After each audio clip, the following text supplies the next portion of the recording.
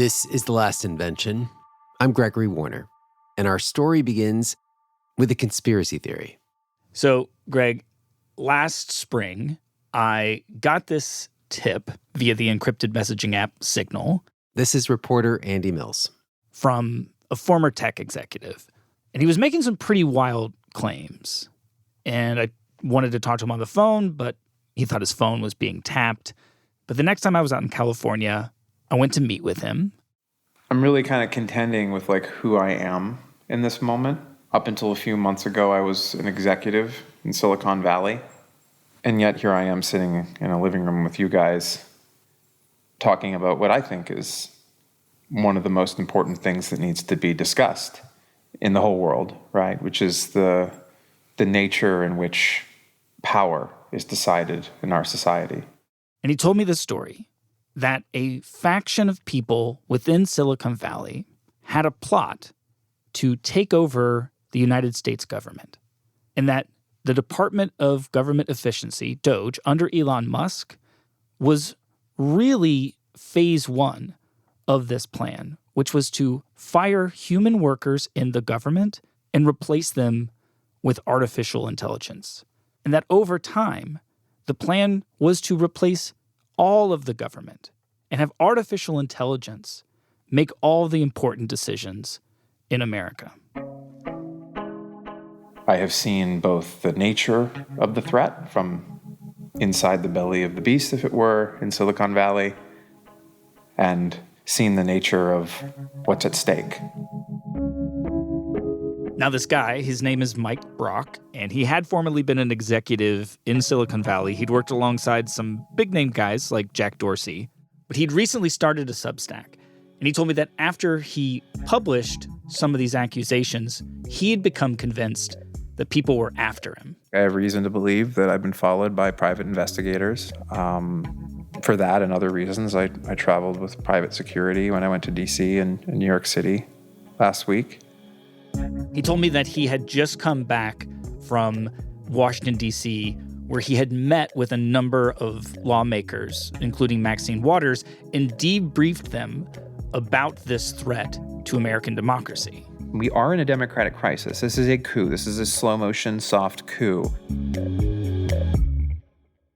And so this faction, who is in this faction? What is this, like the Masons or something? Or is it like a secret cult? Well, he named several names, people who are recognizable figures in Silicon Valley. And he claimed that this quote-unquote conspiracy went all the way up to J.D. Vance, the vice president. And he called the people who were behind this coup the accelerationists. The accelerationists. It was a wild story. Yeah. But, some conspiracies turn out to be true. And it was also an interesting story. So I started making some phone calls. I started looking into it. And some of his claims I could not confirm. Maxine Waters, for example, did not respond to my request for an interview. Other claims started to somewhat fall apart. And of course, eventually DOGE itself somewhat fell apart. Elon Musk ended up leaving the Trump administration. And for a while, it felt like, it was one of those tips that just doesn't go anywhere.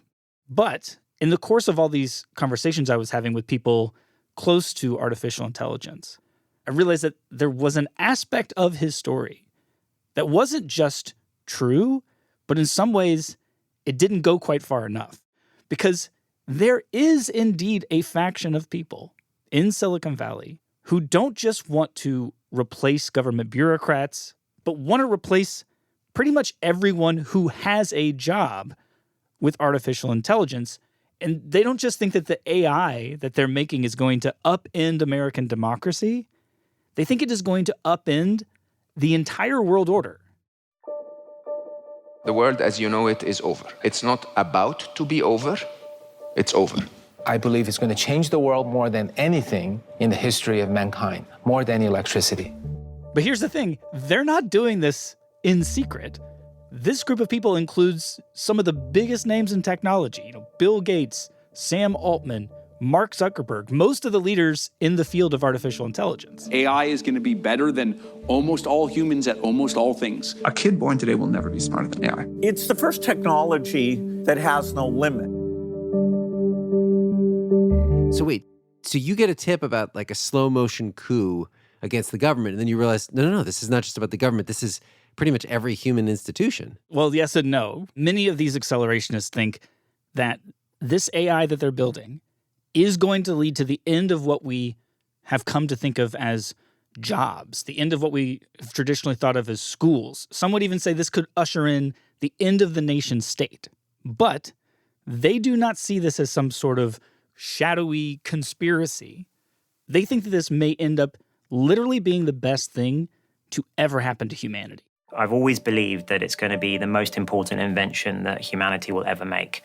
Imagine that everybody will now in the future have access to the very best doctor in the world, the very best educator. The world will be richer and can work less and have more. This really will be a world of abundance. They predict that their AI systems are going to be the thing that helps us to solve the most pressing problems that humanity faces. Energy breakthroughs, medical breakthroughs. Maybe we can cure all disease with the help of AI.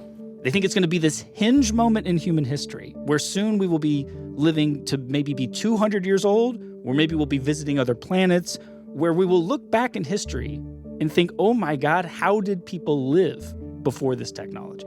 Should be a kind of era of maximum human flourishing where we travel to the stars and colonize the galaxy. I think a world of abundance really is a reality. I don't think it's utopian given what I've seen that the technology is capable of. So these are a lot of bold promises, and they come from the people who are selling this technology. Why do they think that the AI that they are building is going to be so transformative? Well, the reason that they're making such grandiose statements and these bold predictions about the near future, it comes down to what it is they think that they're making when they say they're making AI. Okay. This is something that I recently called up my old colleague, Kevin Roose, to talk about. Kevin, how is it that you describe what it is that the AI companies are making? Am I right to say that they're essentially building like a super mind, like a digital super brain? Yes, that is correct. He's a very well-sourced tech reporter and a columnist at the New York Times. Also co-host of the podcast Hard Fork. And he says that the first thing to know is that this is far more of an ambitious project than just building something like chatbots.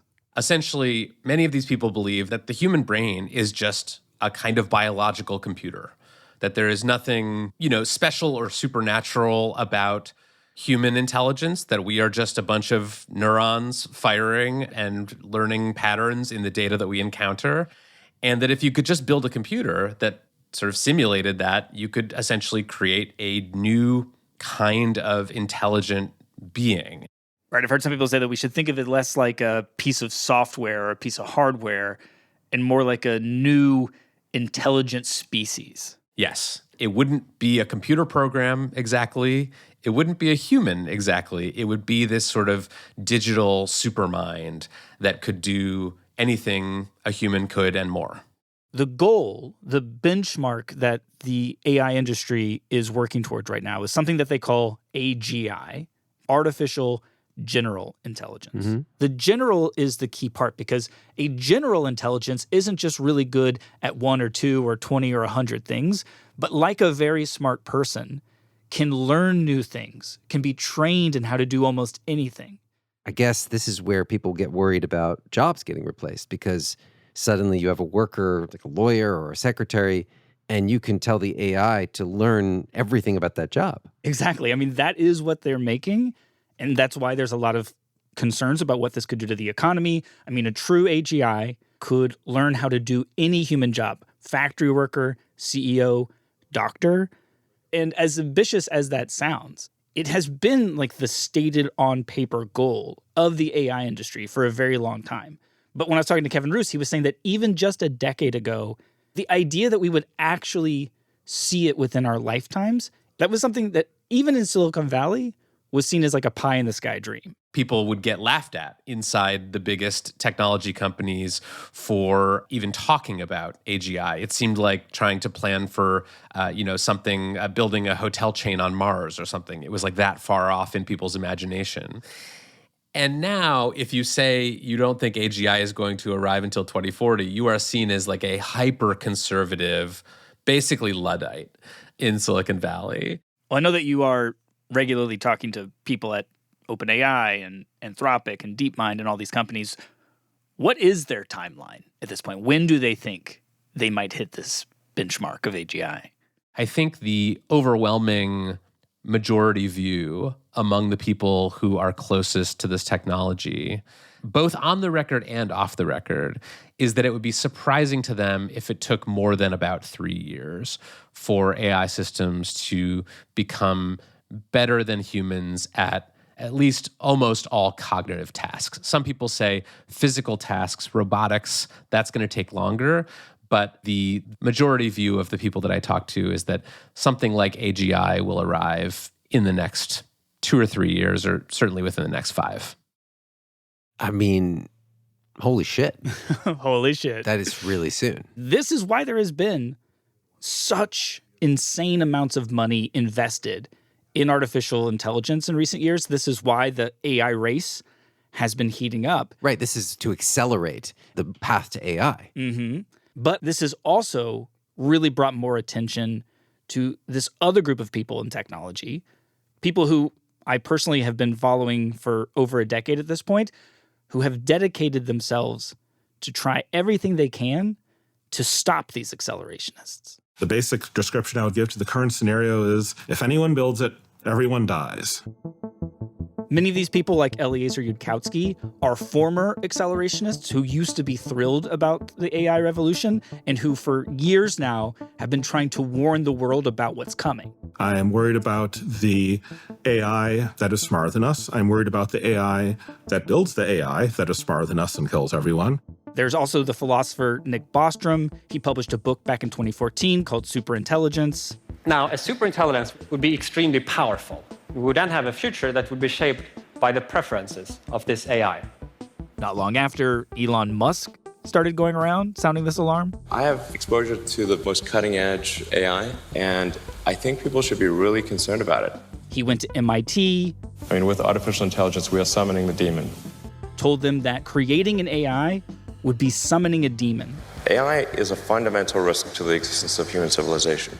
Musk went as far as to have a personal meeting with President Barack Obama, trying to get him to regulate the AI industry and take the existential risk of AI seriously. But he, like most of these guys at the time, they just didn't really get anywhere. However, in recent years, that has started to change. The man dubbed the godfather of artificial intelligence has left his position at Google, and now he wants to warn the world about the dangers of the very product that he was instrumental in creating. Over the past few years, there have been several high-profile AI researchers, in some cases very decorated AI researchers. This morning, as companies race to integrate artificial intelligence into our everyday lives, one man behind that technology has resigned from Google after more than a decade. Who have been quitting their high-paying jobs, going out to the press, and telling them that this thing that they helped to create poses an existential risk to all of us. It really is an existential threat. Some people say this is just science fiction, and until fairly recently, I believed it was a long way off. One of the biggest voices out there doing this has been this guy, Geoffrey Hinton. He's like a really big deal in the industry, and it meant a lot for him to quit his job, especially because he's a Nobel Prize winner for his work in AI.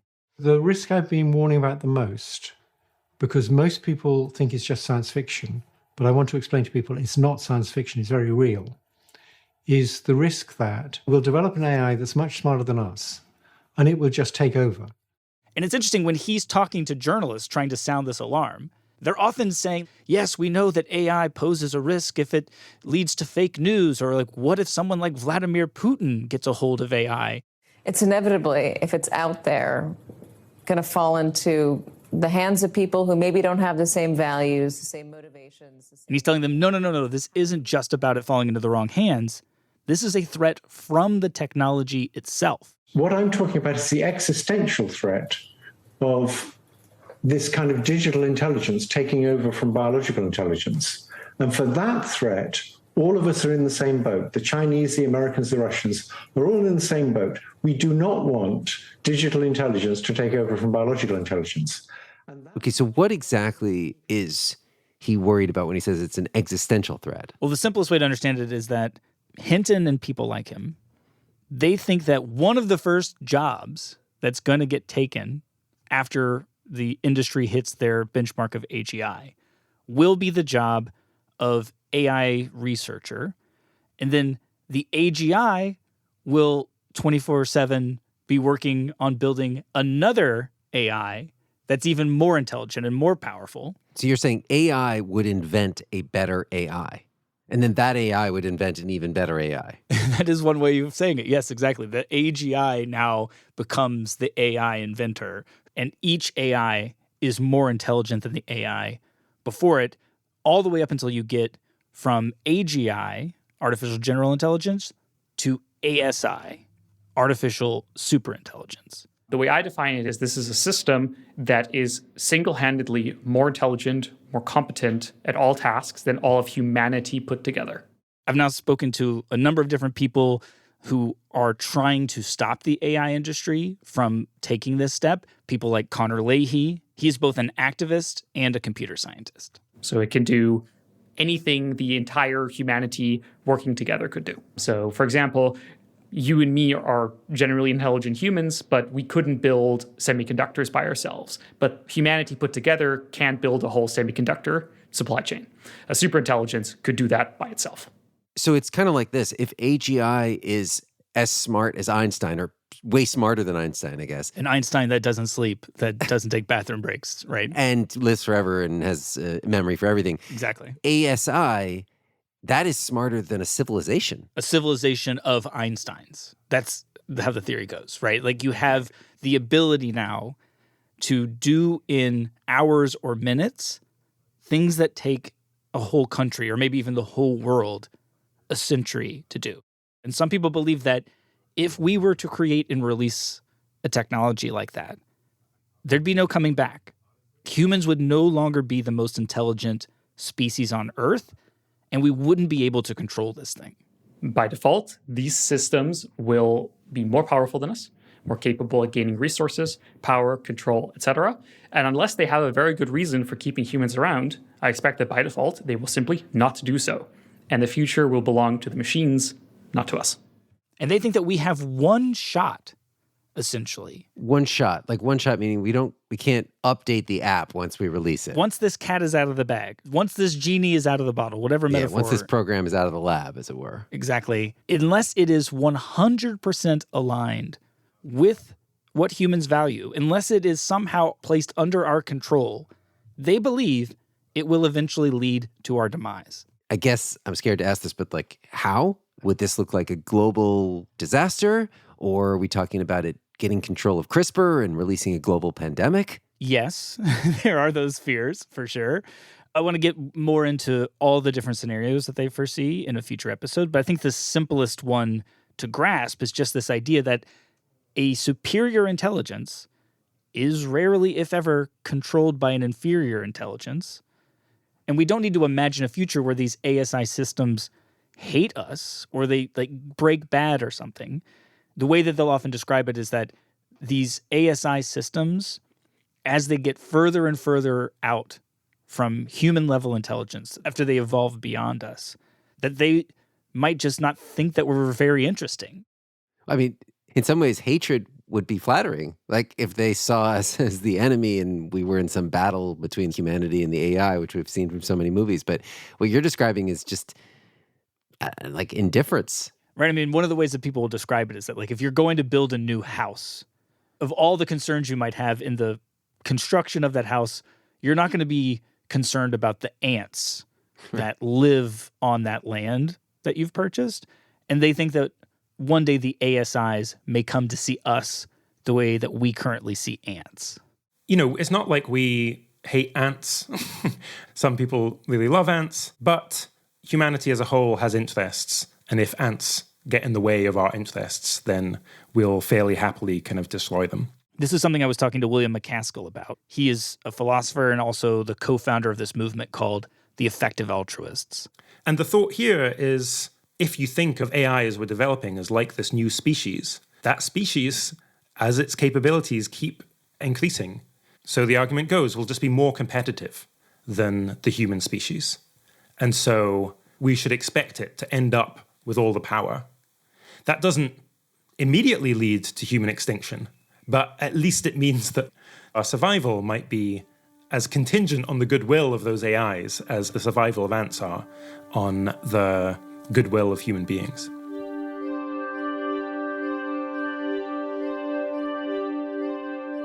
We'll be back right after this break.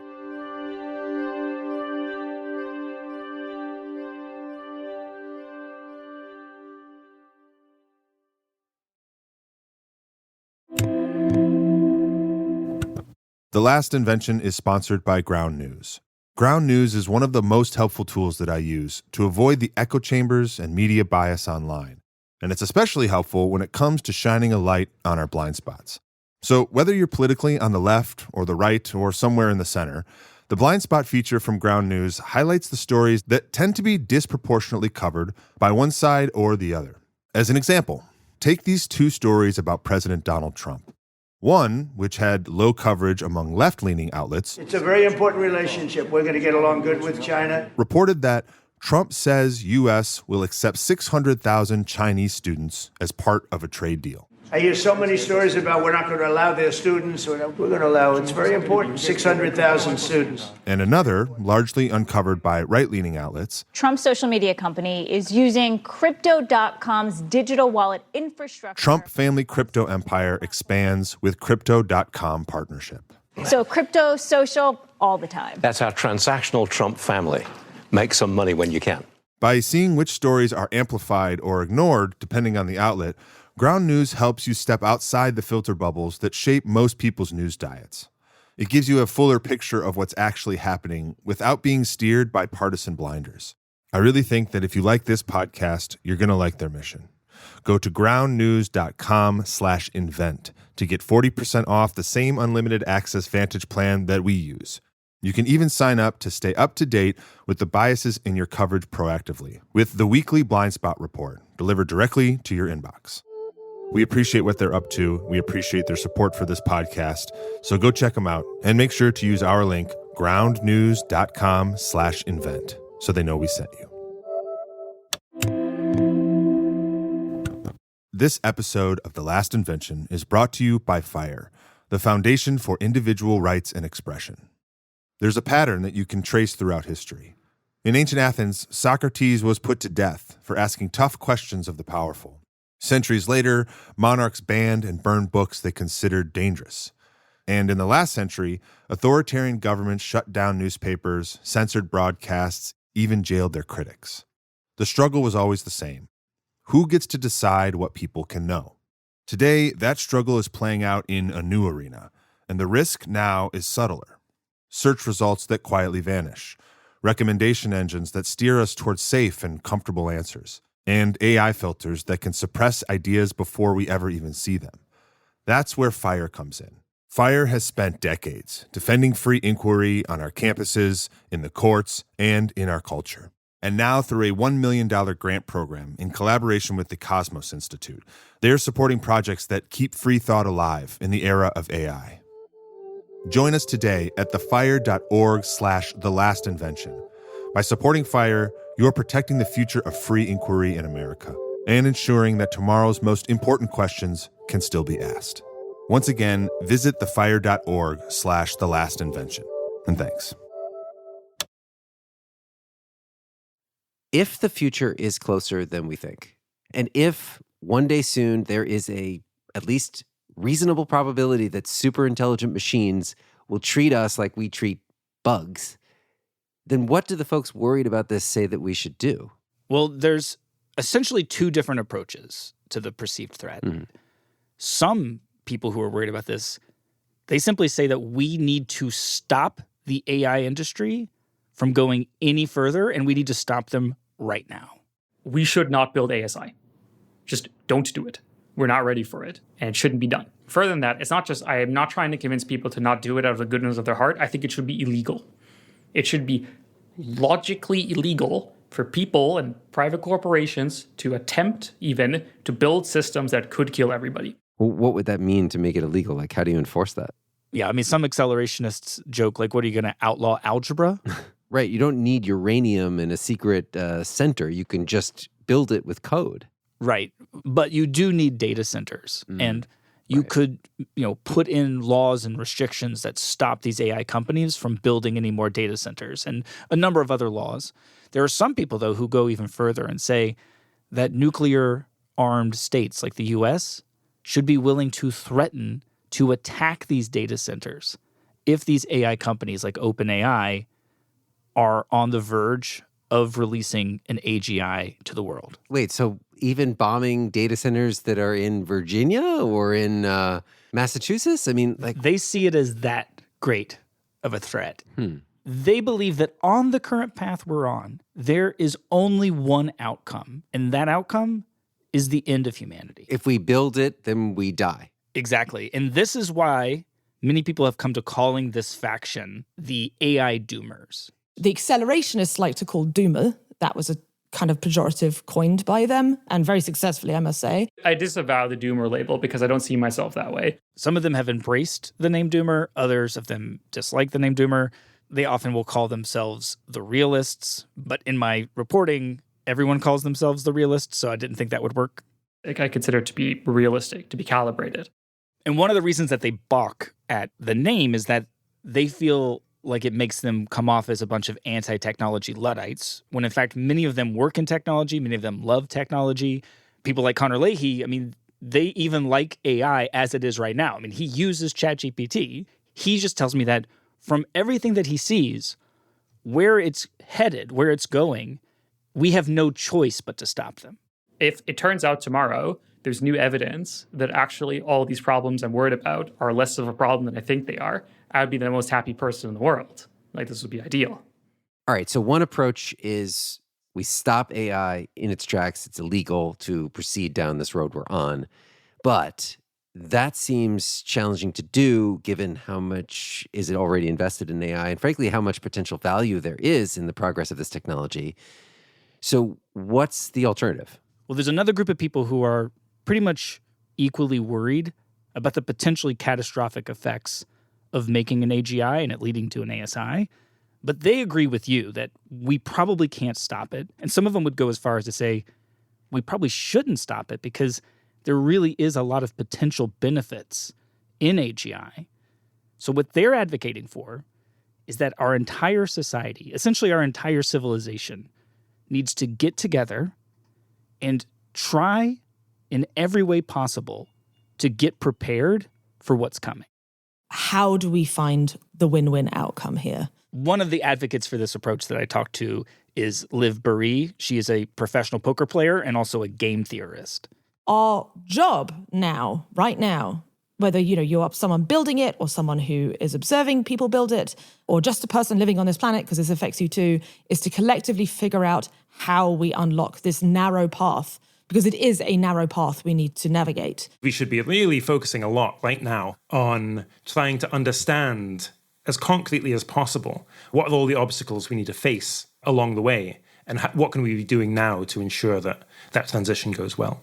This faction, which includes figures like William MacAskill, what they want to see is the thinking institutions of the world, the universities, research labs, the media, joined together to try and solve all of the issues that we're going to face over the next few years as AGI approaches.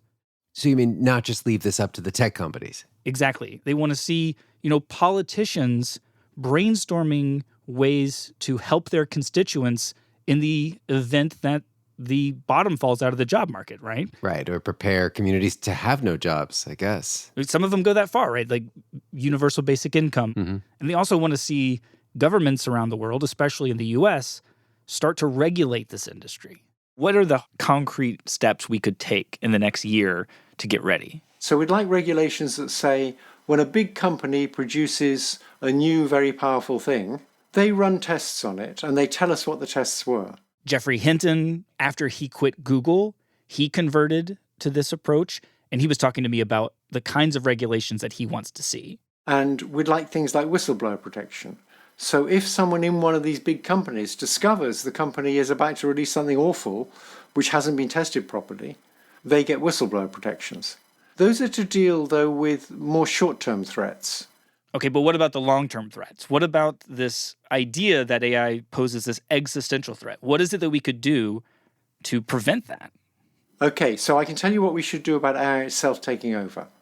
There's one good piece of news about this, which is that no government wants that. So governments will be able to collaborate on how to deal with that. So you're saying that China doesn't want AI to take over their power and authority. The US doesn't want some technology to take over their power and authority. And so you see a world where the two of them can work together to make sure that we keep it under control. Yes. In fact, China doesn't want an AGI to take over the US government because they know it will pretty soon spread to China. So we could have a system where there were research institutes in different countries that were focused on how are we going to make it so that it doesn't want to take over from people. It will be able to if it wants to, so we have to make it not want to. And the techniques you need for making it not want to take over are different from the techniques you need for making it more intelligent. So even though the countries won't share how to make it more intelligent, they will want to share research on how do you make it not want to take over. And over time, I've come to calling the people who are a part of this approach the Scouts. Like the Boy Scouts. Be prepared. Like the Boy Scouts. Yes, exactly. And it turned out that after I ran this name by William MacAskill, so what if I called your camp the Scouts? So a little fun fact about myself is I was a Boy Scout for 15 years. He actually was a Boy Scout, and so I thought, okay, the Scouts. Maybe that's why I've got this approach. But the key thing about the Scouts approach, if it's going to work, is they believe that we cannot wait, that we have to start getting prepared, and we have to start right now. This is something that I was talking about with Sam Harris. The reasons to be excited and to want to go are all too obvious, except for the fact that we're running all of these other risks and we haven't figured out how to mitigate them. Sam is a philosopher. He's an author. He hosts the podcast Making Sense, and he's probably the most impassioned scout that I know personally. There's every reason to think that we have something like a tightrope walk to perform successfully now, like in this generation, right? Not 100 years from now. And we're edging out onto the tightrope in a style of movement that is not careful. Mm-hmm. If you knew you had to walk a tightrope and you got one chance to do it and you've never done this before, like what is the attitude of that first step and that second step, right? We're like racing out there in the most chaotic way. Flailing our arms. Yeah, and just like we're off balance already. We're looking over our shoulder, fighting with the last asshole we met online, and we're leaping out there. Right, and you've been on this for a long time. In 2016, I remember you did this big TED Talk. Yeah. I've watched it at the time. It had millions of views. And you were essentially saying the same thing. You were trying to get people to realize that we have a tightrope to walk and we have to walk it right now. Well, I wanted to help sound the alarm about the inevitability of this collision, whatever the time frame. We know we're very bad predictors as to how quickly certain breakthroughs can happen. So Stuart Russell's point, which I also cite in that talk, which I think is a quite brilliant changing of frame, he says, okay, let's just admit it is, probably 50 years out, right? Let's just change the concepts here. Imagine we received a communication from elsewhere in the galaxy, from an alien civilization that was obviously much more advanced than we are because they're talking to us now. And the communication reads thus: people of Earth, we will arrive on your lowly planet in 50 years. Get ready. Just think of how galvanizing that moment would be. That is what we're building, that collision and that new relationship.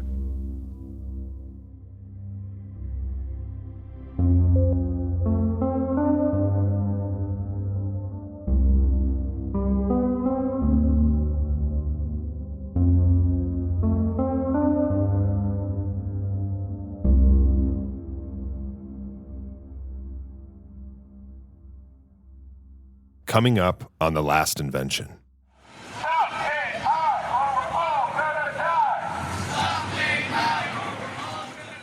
Why is all the worry about the technology going badly wrong? And why are people not worried enough about it not happening? The accelerationists respond to these concerns. Existential risk for humanity is a portfolio. We have nuclear war, we have pandemic, we have asteroids, we have climate change. We have a whole stack of things that could actually, in fact, have this existential risk. So you're saying that it's going to decrease our overall existential risk, even as it itself may pose, to some degree, an existential risk. Yes. Researchers tell us what they saw that changed their minds. I was a person selling AI as a great thing for decades. I convinced my own government to invest hundreds of millions of dollars in AI. All my self-worth was on the plan that it would be positive for society, and I was wrong. I was wrong. And we go back to where the technology fueling this debate began. Basically, this is the holy grail of the last 75 years of computer science. It is the genesis, the philosopher's stone of the field of computer science. The Last Invention is produced by Longview, home for the curious and open-minded. To learn more about us and our work, go to longviewinvestigations.com. Special thanks this episode to Tim Urban. Thanks for listening. We'll see you soon.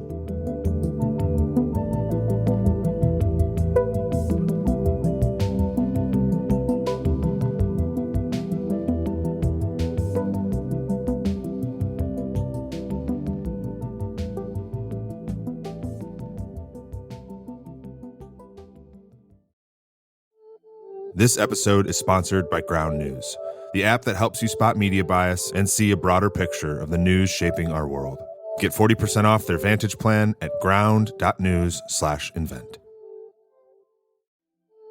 This episode is sponsored by Fire, defending free thought in the age of AI. You can learn more at thefire.org/thelastinvention.